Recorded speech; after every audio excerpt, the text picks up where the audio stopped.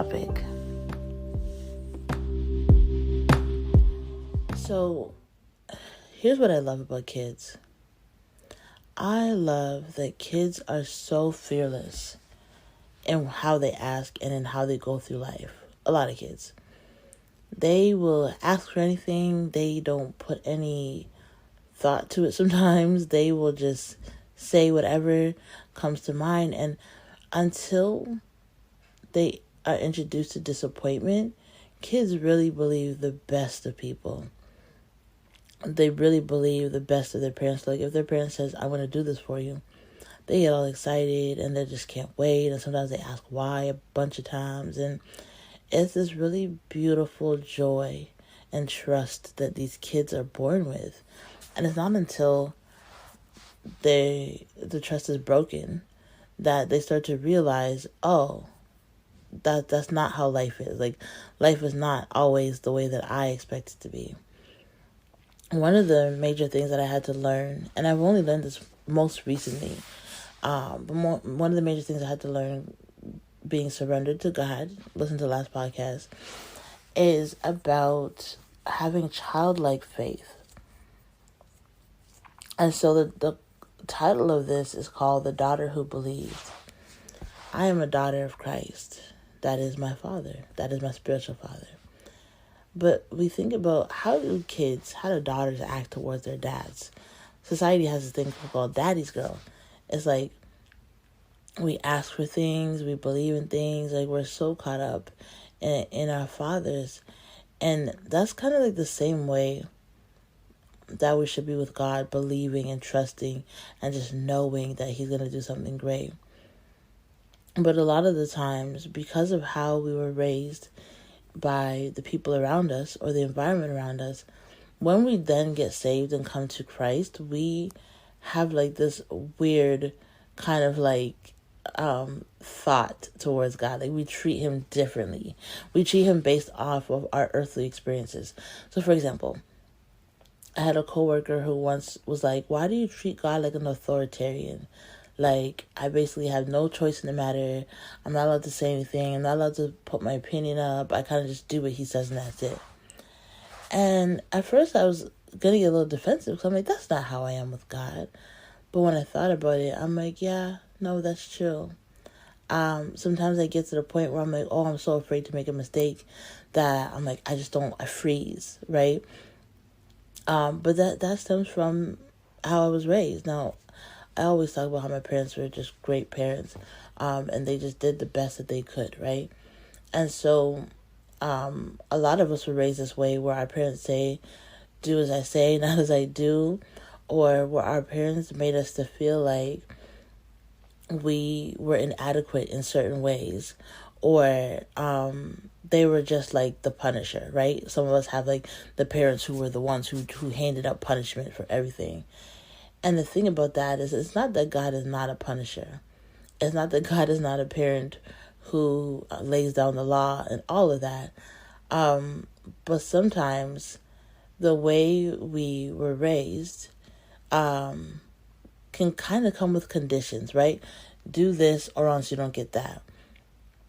And depending on the situation, some of those conditions might have made us feel really sucky, or might have made us feel like unfair. So when coming to God and learning that God is this great big God, the one that wants to see you happy, the one that wants to see you living life and trying new things, it doesn't always translate because all we know is a very earthly experience of the parents that put the boundaries, the parents that said no to everything, the parents that wouldn't let us do this, wouldn't let us do that. Now, again, a lot of it is for our own safety because we don't know things for ourselves, but some of it is also filtered through their own experiences. Some things they have a fear over because they had to deal with it and they then pass that fear on to us. And it's up to us to basically categorize what was fear and what was smart boundaries. And so I had to learn when coming to God that when I came to him, I had to truly have an expectation that what he said about me was correct. And that what he said for me to do was, or what he said was going to happen, it was absolutely going to happen. And God is not a God who fears things, because he created everything. So he knows the beginning from the end. And so in certain ways, if he's telling me to do something, I have a story coming up, not this episode, but another episode, where he told me to take this big faith walk. Yeah, it might seem a little unhinged. It might seem like really scary. But at the same time, if God is telling me to go, I know that he already knows what's going to happen. That he already has a beautiful ending in sight for me. And the difference is, sometimes when our parents tell us something, they don't always know the outcome, right? And so as we grow, a lot of us lose that sense of faith, and we trade it in for something called realism. I have a lot of friends that they're like, I'm just a realistic person.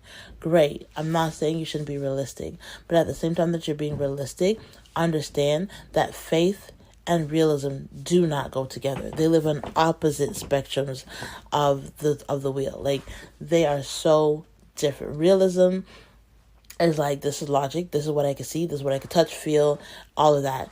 Faith, according to the Bible, is what you can't see. Because if you can see it, then it's not faith. If you can see this is going to happen to me, then it's not. Like, if you can see that this is already going to happen, then it's not faith. You have to believe. You have to imagine. Kids have a vast imagination.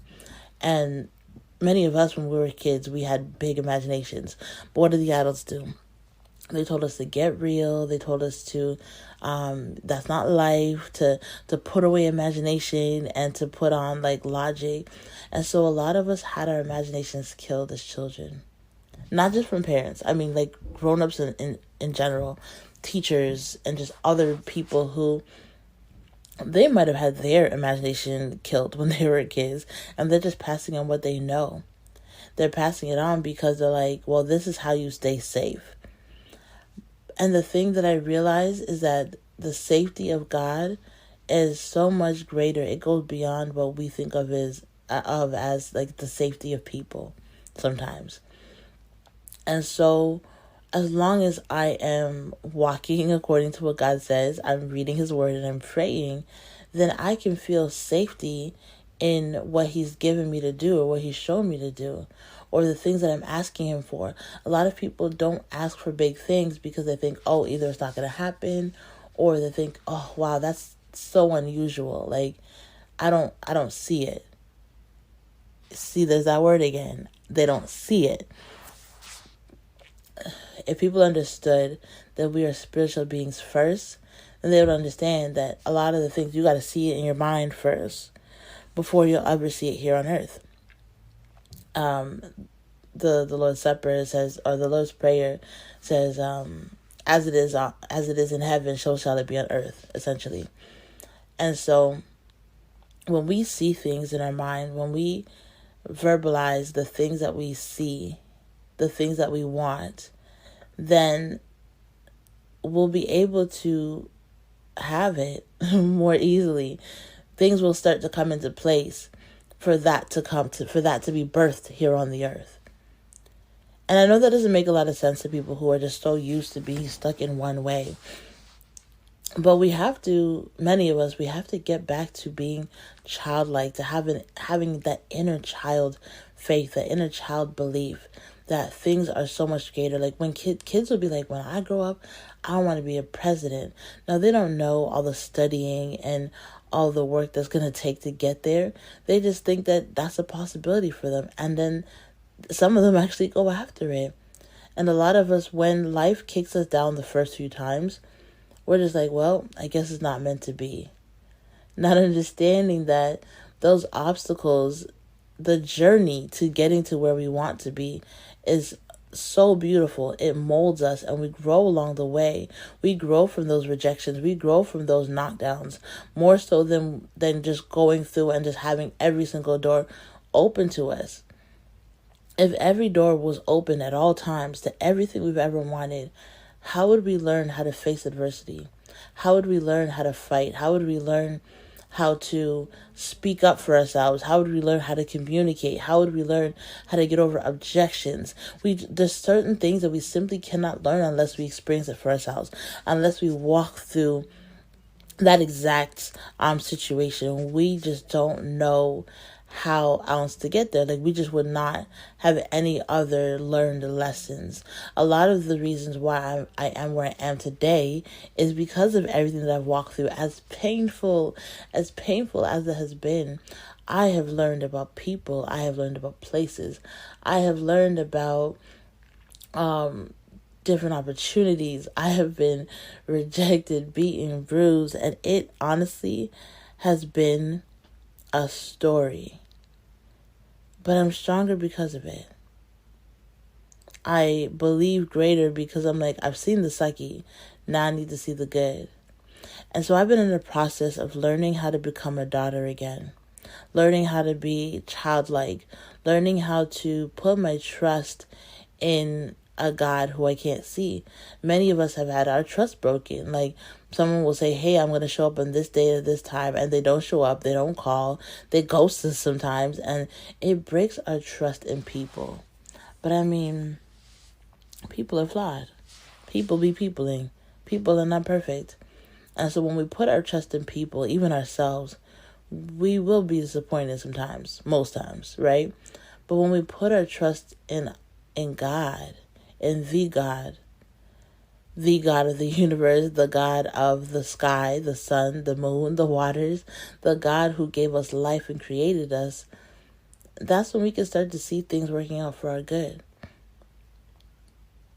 There's certain things that we have to put blind faith in to see it come to pass. Like, for example, when I was getting ready to go to university, they always teach you to apply for more than one school and make sure that you have like plan A, plan B, plan C, because things don't always work out the way you want it to be.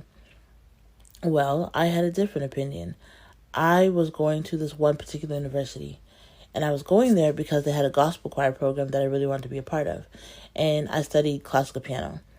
Now, I only applied for one school. Only one.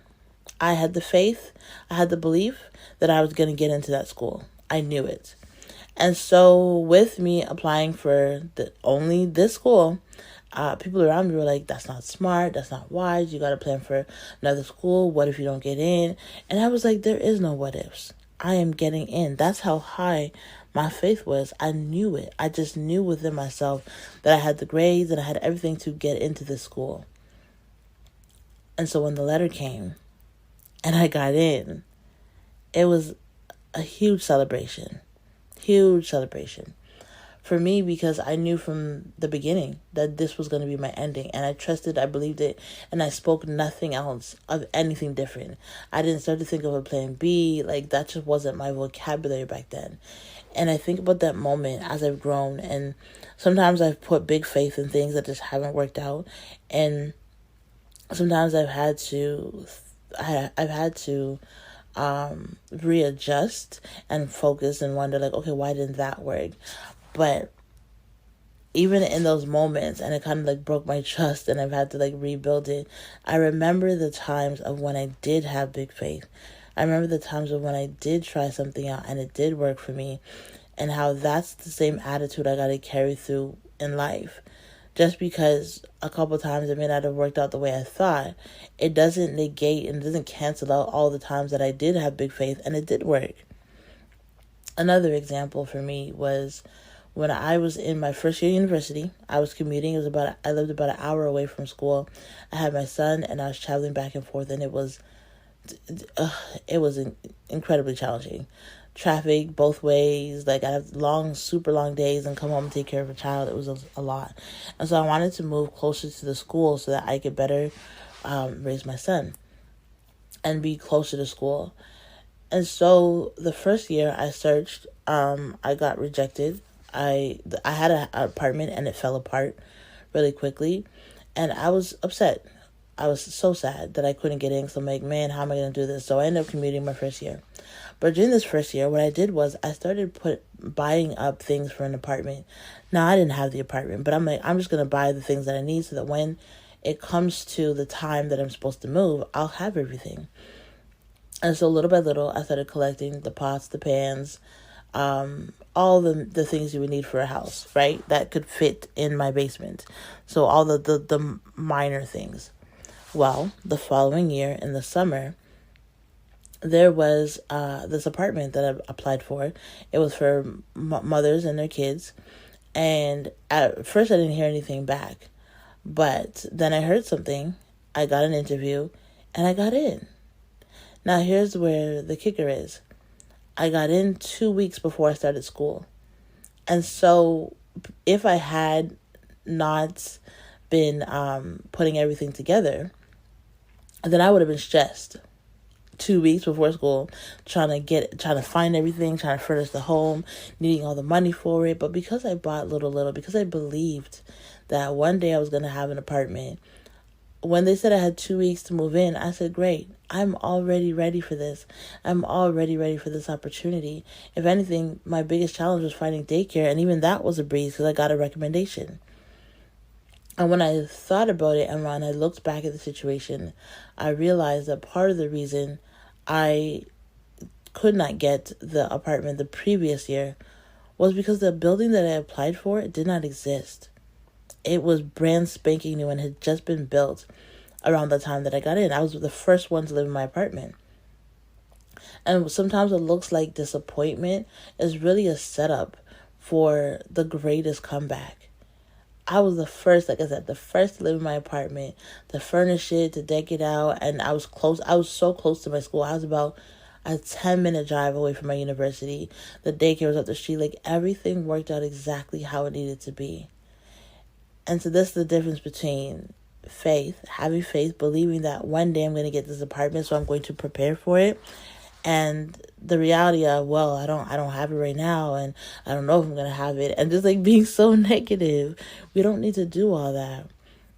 And so I truly love that God is reminding me now to become a daughter again, to trust in him again, that for so long I've been trying to provide for myself, be that independent woman that everyone talks about. And God is like, let me have a turn. Let me take some of the burden. Let me carry the weight that you've been carrying so you don't have to do it all by yourself. I want you to believe in me again. Trust that I can do things. Trust that I can show up in unimaginable ways. And it's been a stretch, but it's been beautiful to become childlike again, to have joy again, to smile, to expect that God will do some incredible things. Because that's the only time we truly believe, is when we're like expecting great things. We're like, wow, if he does this, no, that's amazing. That's the only time that we really like get up our faith. And instead of having that like every now and then, it needs to be an everyday faith thing, an everyday walk, an everyday smile, an everyday journey with God. That I'm laying down the stress, that I am so committed to not stressing. I am so committed to being at peace that as soon as something comes to threaten that, I just leave, I like hand it back to him. I'm like, here, Daddy, take this. Here, Father, take this. And I've always had such a weird thing with calling God Daddy, because I'm like, but he's like, that sounds and feels weird, right? And I'm like, no, that's Father. But what I realize is the difference is familiarity. The difference is intimacy. When I call him my Father, I'm calling him, he's kind of like separated from me a little bit. He's my authoritarian. He's the one who's in control of everything. He's a disciplinarian, all that. When I call him my dad, the one who loves me, the one who cares for me, the one who is providing for me, that's so much more personal. That's so much more, hey, I'm waiting on my dad to bring this thing for me. I'm waiting on my dad to bless me. I'm waiting on my dad to heal me. Like, even just the way we say it sometimes, it's just so much beautiful. Like, it's so beautiful. There's so much more, but it's just such a beautiful way to look at it. I love this walk. I love that my coworker who pointed out to me, if he didn't, I wouldn't have known I wouldn't have just been keen to it or open to it. And so I'm grateful that he opened my mind to it, that there's another way, that God is not this religious being outside of me, but God is within me. God is around me. God is with me every single day. And I can have a relationship with him. I can speak to him in a way. I can talk to him like I would my friends. And whether he responds in song, in me reading the Bible, in prayer, there's ways that I can build a relationship with him. And it doesn't always have to be black or white. Like, it really can be filled with red and love. And I'm like, this is what makes me happy. Childlike faith. Becoming kids again. If you ever get a chance, if you have kids, have nieces and nephews, look how they play. Look how they're so carefree in the world. We need more of that.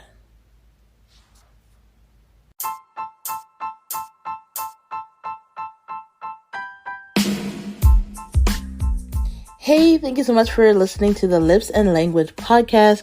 My name is Kola. I am so excited that you are here. If anything I said today resonated, then get in touch with me. I have an amazing mentorship program. It is for those who feel misunderstood, overwhelmed, going through grief. It is truly an amazing time. If you want more info, hit my website, lipsandlanguage.com. And if you want to get in touch with me, you can hit it up on the website or DM me. I have a free gift for you, and I would love to be in contact with you. Whatever you decide, just know that healing, it looks good on you. And I'm so excited that we get to do this journey together. Have a blessed day. And if nobody told you, I will. I love you. Enjoy your day, and we'll talk soon. Peace.